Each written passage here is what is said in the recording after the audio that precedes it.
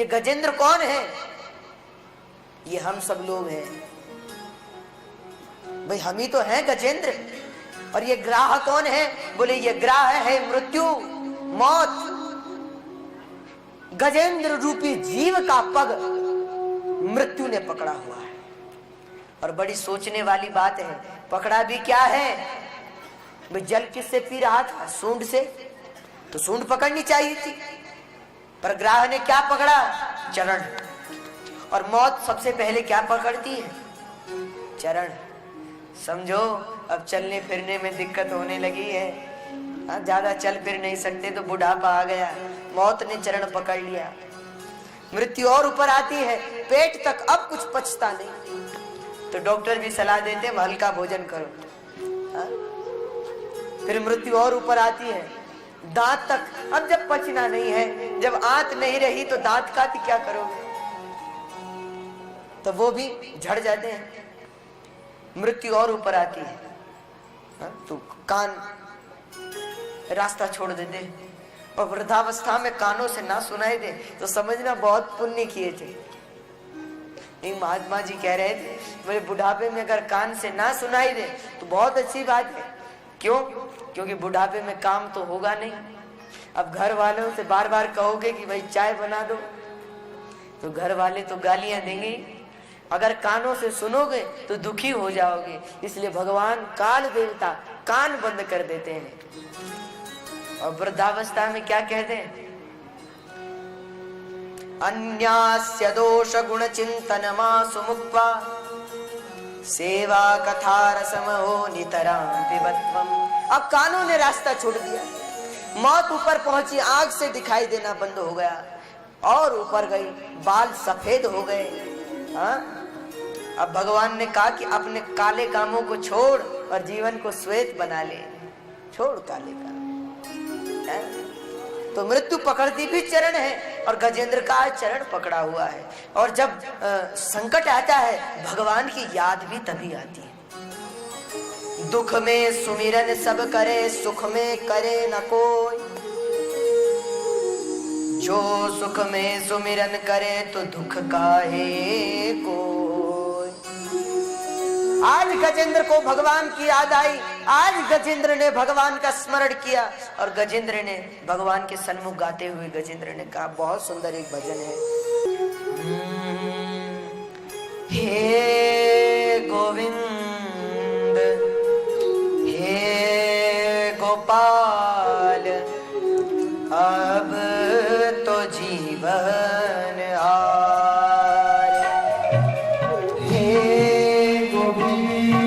सब लोग गाएंगे थोड़ी देर।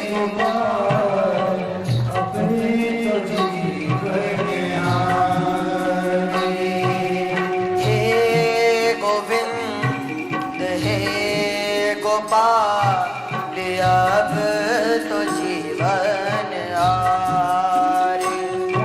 हे गोविंद हे गोपाल अब तो जीवन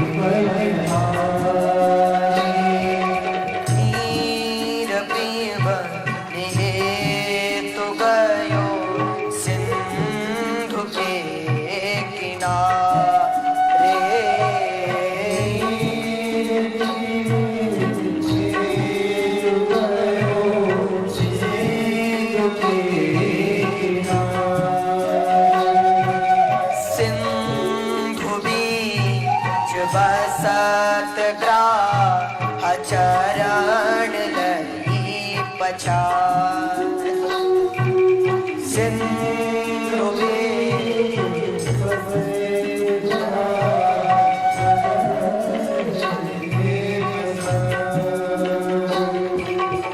आज गजेंद्र भगवान से बोला, हे गोविंद हे गोपाल अब तो जीवन हारे, अब तेरे ही सहारे, अब डूबा या बचा तेरा मन। भगवान ने कहा तो क्यों गया वो सरोवर के पास? गजेंद्र ने कहा, नीर पीवन हेतु गयो सिंधु के किनारे। देखो एक बात ध्यान से सुनना, आदमी जब अपनी सफाई देता है ना तो ऐसा लगता है मानो इसकी कोई गलती ही नहीं है। गजेंद्र ने क्या कहा, नीर पिबन हेतु गयो सिंधु के किनारे। महाराज मैं तो जल पीने के लिए गया था और सिंधु बीच बसत ग्राह चरण ले पछारे, और सिंधु के बीच में तो ग्राह था, उसने चरण पकड़ लिया।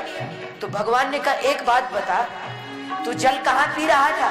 गजेंद्र ने कहा नीर पिबन हेतु गयो सिंधु के किनारे, किनारे पर जल पी रहा था। और ग्राह कहाँ था? बोले बीच में। भाई ग्राह तो बीच में था और ये किनारे पर जल पी रहा था, तो चरण कैसे पकड़ा? भाई या तो वो किनारे पर आया होगा और या तो तू बीच में गया होगा। और ग्राह बीच में किनारे आएगा नहीं, इसका मतलब तू ही बीच में गया था। भाई किनारे पर जल पीता चला जाता तो क्या दिक्कत थी, पर ज्यादा स्नान करने की पड़ी थी तो बीच में जाने का मन था तो ग्राह ने चरण पकड़ा। तो एक बात ध्यान से सुनना माताओं, ये सरोवर क्या है? ये सरोवर, ये संसार सागर है, ये दुनिया है, ये सरोवर। इस सरोवर में मौत रूपी ग्राह रहता है। जो जीव इस संसार में आएगा वो मरेगा जरूर, जिसका जन्म है उसकी मृत्यु है, ये निश्चित है। और गजेंद्र को क्या हुआ? प्यास लगी, खुद कहा उसने, भाई नीर पिबन हेतु गयो, जल पीने के लिए गया, प्यास लगी। ये प्यास किसकी है? आशा, तृष्णा, लोभ, काम, क्रोध, लोभ, मोह, मद, मात्सर्य, प्रतिस्पर्धा, द्वंद्व, द्वेष की प्यास है ये मानव को, जो उसे संसार में खींच लाई।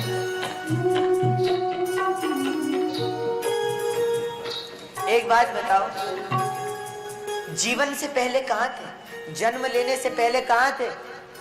किसी को पता है? भाई जब धरती पर जन्म नहीं लिया था उससे पहले कहां थे? सीधी सी बात है, कहां थे? भगवान के पास कहां थे? भाई ईश्वर अंश जीव अविनाशी, चेतन अमल सहज सुख राशि, परमात्मा का अंश है, पर बात वही है, भूमि परत भाढ़ा भर पानी, जिन जीव ही माया लिपटानी। जैसे बादल में जो जल होता है ना, आकाश से बरसता है, वो जल की बूंदे जब तक हवा में है, आकाश में है, तब तक पवित्र होती हैं, उन्हें पी सकते हो। पर जब वो बारिश का पानी धरती पर गिर जाता है तब उसे पियोगे? जब तक आकाश में थी वो जल की बूंदे स्वच्छ थी, पवित्र थी, पर भूमि भरत भाढ़ा भर पानी, जिम जीव ही माया लिपटानी। जैसे बारिश की बूंदें धरती का स्पर्श पाकर मटमैली हो जाती हैं, ढाबर हो जाती हैं, वैसे ही जीव भी इस संसार का स्पर्श पाकर मैला हो जाता है, अपवित्र हो जाता है। आज गजेंद्र ने कहा कि नीर पिबन हेतु गयो सिंधु के किनारे। तो जीवन जन्म लेने से पहले कहां थे? भगवान के पास। कहां थे? भगवान के पास। और मरने के बाद कहां जाना चाहते हो?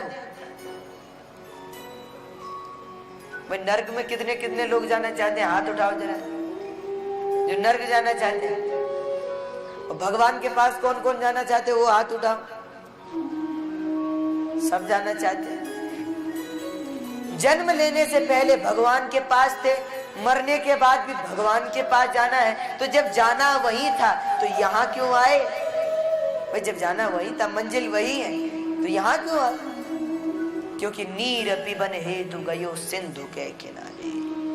प्यास लगी है हम सब लोगों को, काम, क्रोध, लोभ, मोह, मद, मात्सर्य, प्रतिस्पर्धा, द्वंद्व, द्वेष, तृष्णा, आशाएं, इन सब की प्यास लगी है और ये प्यास हमें खींच कर लाई है। रामचरितमानस में हनुमान जी ने 100 योजन का समुद्र पार किया, पर हनुमान जी को प्यास लगी? कहीं प्यास नहीं लगी। हनुमान जी ने कहा, राम काज कीन्हे बिना मोहि कहा विश्राम। प्यास नहीं लगी।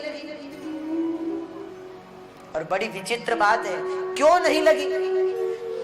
क्योंकि राम जी ने हनुमान को क्या दी है? अंगूठी, मुद्रिका। और हनुमान जी ने वो अंगूठी कहाँ रखी?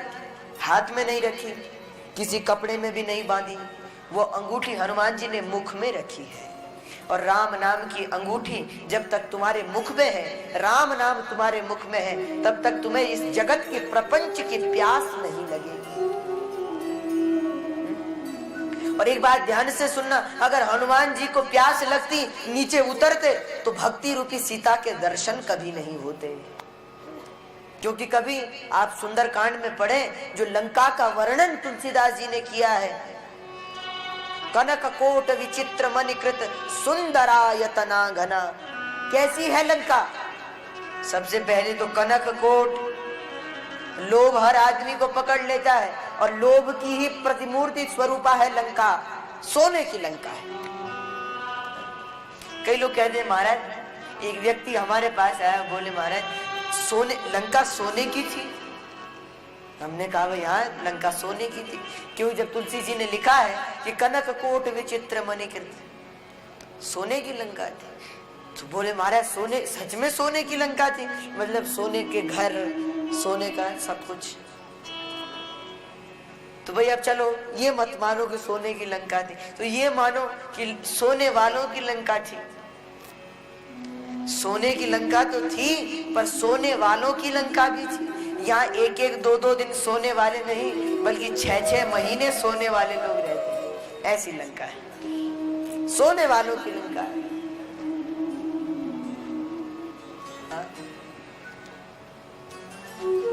इसीलिए अगर भगवान नाम मुख में नहीं है तो प्यास लगेगी। आज गजेंद्र को लगी। गजेंद्र भगवान से कहने लगा, नीर पिबन हेतु गयो सिंधु के किनारे। तो आइए हम सब लोग भी जरा गजेंद्र के साथ कुछ भाव प्रेम के साथ।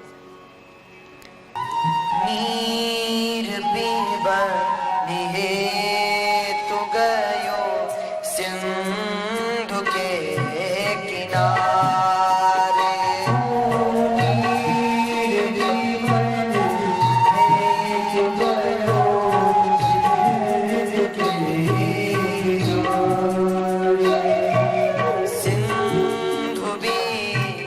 बसत ग्राह चरण लई पछार।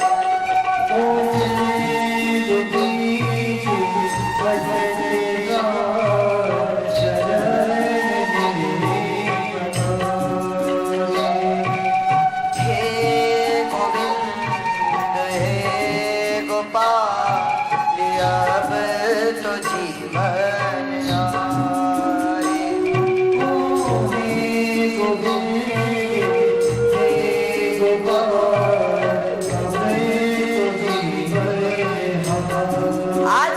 को भगवान का स्मरण हुआ।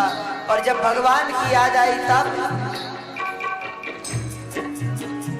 गजेंद्र कहने लगा, जब स्तुति की तो भगवान प्रसन्न हुए, गरुड़ारूढ़ होकर आए।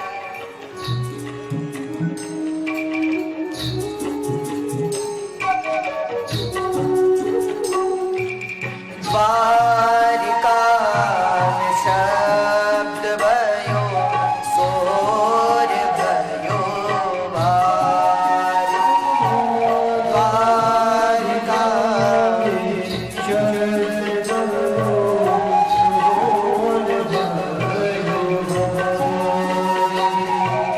शंख चक्र गदा पद्म गरुड़ लई सिधारी।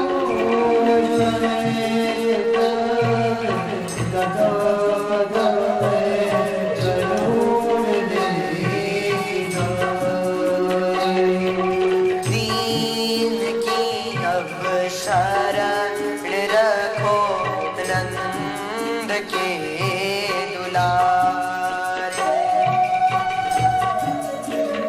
अब शरण करो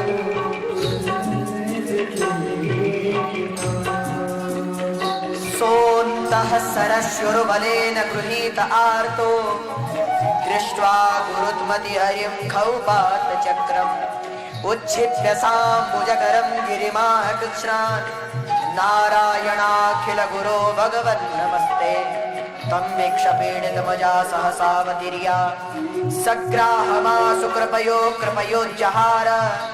ग्राहाद्विपाटित मुखादरिणां गजेन्द्रः संपश्यताम हरिणमो चतुस्त्रियाणाम। भगवान गरुड़ारूढ़ होकर यहाँ आए और चक्र से ग्राह का मुख फाड़ दिया, गजेंद्र की रक्षा कर ली, गजेंद्र को बचा लिया। भगवान ने गजेंद्र की रक्षा की। बोले भक्त वत्सल भगवान की।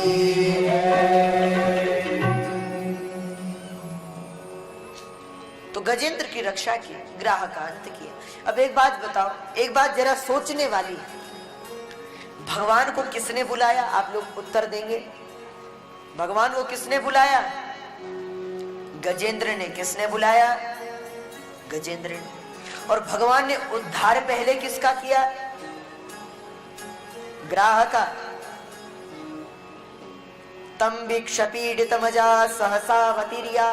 भाई पहले तो भले ही मारा, पर उद्धार तो पहले ग्राह का ही हुआ। पहले मुक्त तो ग्राह हुआ, गजेंद्र बाद में हुए, क्योंकि पहले भगवान ग्राह का अंत कर देते। आज वृत्रासुर ने कहा, प्रभु आप कहते हैं ना कि मैं क्यों कह रहा हूं कि दासानुदासो भवितास्मि भूयः, तो सुनिए, आपको बुलाया गजेंद्र ने, उद्धार पहले ग्राह का हुआ। क्यों? क्योंकि गजेंद्र क्या है? भक्त। भाई गजेंद्र तो भक्त है, और उस भक्त का चरण किसने पकड़ा है? ग्राह ने। भले ही कैसे भी, पर भक्त का चरण तो पकड़ा है। और भगवान कहते हैं, पाप करे प्रभु जी मिले, पाप करे सुख होय, पाप करे मुक्ति मिले, भैया पाप करो सबको। पाप करे मुक्ति मिले। अब ये मत समझना है कि पाप करने से मुक्ति मिलेगी। कोई कह दे कि महाराज पाप करने से तो कल्याण कभी होता है। पाप करे प्रभु जी मिले, ध्यान से सुनना, पाप पकड़े प्रभु जी मिले। पा कहते हैं चरण को, पाप पकड़े, चरण पकड़ने से किसके? किसी भक्त पुरुष के, किसी महात्मा के, किसी संत के चरण पकड़ लेने से भगवान मिल जाते हैं। ग्राह ने स्तुति नहीं की, पर गजेंद्र का चरण पकड़ा था, तो गजेंद्र की बदौलत भगवत दर्शन हो गए। और एक बात गौर करना, भगवान ने कहते हैं, मैं अपने भक्त से पहले भक्त की सेवा करने वाले को तारता हूं। इसलिए भगवान ने गजेंद्र का उद्धार करने से पूर्व उस ग्राह का कल्याण किया, ग्राह का उद्धार किया। ऐसे है भगवान। तो वृत्रासुर ने कहा, प्रभु आपने ही कहा है कि पाप करे प्रभु जी मिले, चरण पकड़ने से भगवान मिलते हैं, और पाप करे सुख होय, और भगवान मिल जाए तो सुख तो होगा ही, और पाप करे मुक्ति मिले, और भगवान मिल गए तो मुक्ति मिलना निश्चित है। इसीलिए भैया पाप करो सबको। इसीलिए जो ब्राह्मण है, आपके गांव में इतने सारे ब्राह्मण देवता संत पुरुष पधारे हैं, उनकी सेवा कीजिए, क्योंकि जो सेवा का आनंद है, सेवा का फल है। भगवान भक्त से पहले भक्त की सेवा करने वाले का कल्याण करते हैं। हमारे यहाँ तो जो सनातन धर्म की पद्धति है, यहाँ तो भगवान भी कहते हैं कि अहम भक्त पराधीनो यह स्वतंत्र इव द्विज साधु विरग्रस्त हृदयो भक्त जनप्रिय। भगवान कहते हैं मैं भी भक्ताधीन हूँ, भक्त के अधीन हूँ, भक्तों का मैं भी सेवक हूँ। अरे हमारे भोलेनाथ को देखो, भक्तमाल में कथा आती है, शिव जी के एक भक्त थे, हमारे भूत भावन महादेव के, संत सेवा करते थे, शंकर भगवान की पूजा करते थे। एक सेवक की जरूरत थी कि भाई कोई सेवक मिल जाए तो काम करने में आसानी हो। भगवान महादेव उसके सेवक बनकर उसके घर में नौकरी की। महादेव ने रात्रि में भक्त के चरण दबाते और सुबह संतों की सेवा करते। महादेव एक दिन भक्त को लगा कि कहीं ये सेवक तो है, पर इसे देखकर मन प्रसन्न, कहीं ना कहीं भक्त समझ गए कि हो ना हो ये भगवान तो नहीं। इसलिए एक ऐसे जंगल में गए जहां जल का दूर दूर तक कहीं नाम नहीं था, जहां पानी ही नहीं था, ऐसे जंगल में गए उस सेवक को साथ लेकर, और उस जंगल में कहा कि भैया यहाँ कहीं पानी मिलेगा तो जरा पानी की व्यवस्था करो। अब वो तो महादेव थे, तुरंत कहा कि हाँ हाँ बिल्कुल अभी करेंगे। महादेव एक वृक्ष के पीछे गए और अपनी जटाओं से ही गंगा जल लेकर भक्त जी को दे दिया। भक्त जी ने जब पिया तो उस गंगा जल की सुगंध आई तो भगवान को पहचान लिया और चरण पकड़ लिए। बाद में क्षमा भी मांगी कि हे महादेव, आप मेरे घर पर मेरे सेवक बनकर रहे। तो भगवान ने बताया कि भक्त, अहम भक्त पराधीनो यह स्वतंत्र इव द्विजा, मैं तो भक्ताधीन हूँ, जो मेरे भक्तों की सेवा करता है मैं तो उसका भक्त बन जाता हूँ। ऐसे महादेव, ऐसे भूत बावन। तो वृत्रासुर ने भगवान से कहा कि हे भगवान, दासानुदासो भवितास्मि भूयः मनस्मरेता सुपतेर्गुणास्ते गृणीतवा कर्म करोतु काया। भगवान ने कहा आशीर्वाद मांग, क्या चाहिए? तो वृत्रासुर बोला अगर देना ही चाहते हो तो न नाक पृष्ठम न च पारमेष्ट्यम न सार्वभौमम न रसाधिपत्यम न योग सिद्धिर पुनर्भवम वा समंजसत्वा विरहय्य कांक्षे। अरे न नाक पृष्ठम न च पारमेष्ट्यम न सार्वभौमम न रसाधिपत्यम, मुझे न रसातल का राज्य चाहिए, न पृथ्वी का राज्य चाहिए, न स्वर्ग का राज्य चाहिए, त्रिभुवन का राज्य भी मेरे सामने तुच्छ है। भगवान ने कहा तो कुछ तो मांग। इसने कहा प्रभु, जहाँ आपका भजन हो, कीर्तन हो, वहाँ स्वतः ही मेरे आंखों से अश्रुधारा बह जाए, मेरे अंदर भाव की जागृति हो, ऐसा आशीर्वाद दीजिए। भगवान ने कहा वृत्रासुर, तू मुझसे कितना प्रेम करता है? तो वृत्रासुर ने तीसरे श्लोक में कहा अजात पक्षा इव मातरम खगा स्तन्यम तदा वत्सतरा क्षुधार्था प्रियम प्रियैव विषितम विषण्णा मनोरविंदाक्ष धृक्षते त्वाम्। अरे वृत्रासुर ने कहा आप भगवान, चिड़िया के जो छोटे छोटे बच्चे होते हैं, हाँ, अजात पक्षा इव मातरम खगा, जिन चिड़ियों के बच्चों पर अभी पर भी नहीं आए हैं, जो अभी उड़ नहीं सकते, जब उनकी माँ उनके लिए दाना लेने जाती है और वो अपने मस्तक को अपने घोंसले से उठा कर बार बार देखते हैं कि माँ कहाँ होगी, जैसे वो अपने माँ का चिंतन करते हैं, हे प्रभु उतना प्रेम मैं आपसे करता हूँ।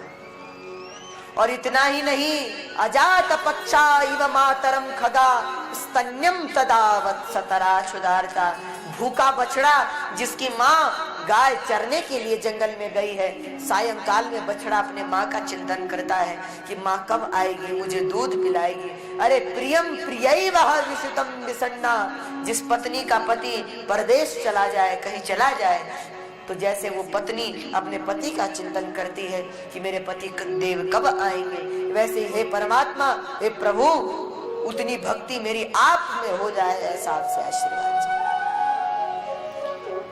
भगवान ने कहा कुछ और आशीर्वाद मांग ले।